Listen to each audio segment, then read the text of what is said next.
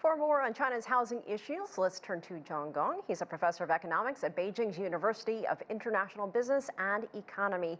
So, John, tell us more about the government's new measures coming into play next month. What are these measures meant to do?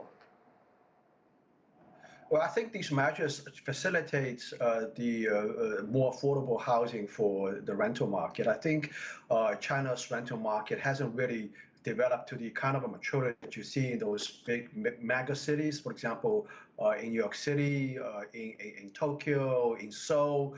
I think in China, there's still a lot of strong belief in owning something. I mean, the concept of always living on rental is not very popular. But I think as job mobility becomes more popular, people tend to switch jobs more frequently. The rental market makes a lot of sense. It doesn't have to be always buying into a property. And besides, as you know it, I mean, Shanghai and Beijing and all these first-tier cities in China have been very, very expensive, and it's becoming more and more unaffordable for the younger population.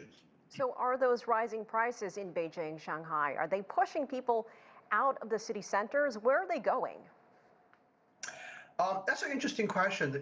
Usually in economics, we have this empirical theory that the housing prices, get exponentially more expensive as you get more into the center of the city. So it makes a lot of sense to, get to the outskirts of the city. And I think there are some good examples. I'll give you one example. In Beijing, not actually far away from my home there, there's a district called 798. And this is an area that used to be, full of abandoned factories, and some artists move in and they renovate this place, making this loft type of style housing. It's becoming immensely popular. It's become a very chic place, a very popular place for people to go. They open coffee shops and bookstores and these type of cultural stores, and it's becoming immensely popular.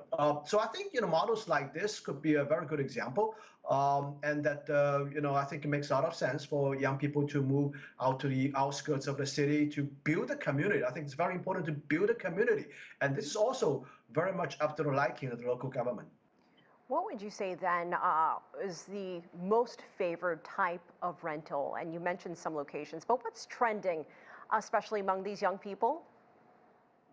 I think people are looking for a variety of housing opportunities, not just the high-rise building type of lifestyle that people are used to. I think in the suburbs, especially getting closer to the rural areas, it provides much better space, much better air quality, and I think that the ancillary service facility infrastructure is also improving a lot. So I think people will have to get used to a very alternative lifestyle, as opposed to just living in the center of the city, living in high-rise buildings and that kind of thing. So there could be other opportunities as well.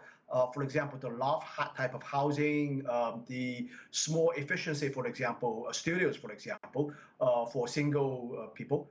So I think a variety is probably something the market is looking for.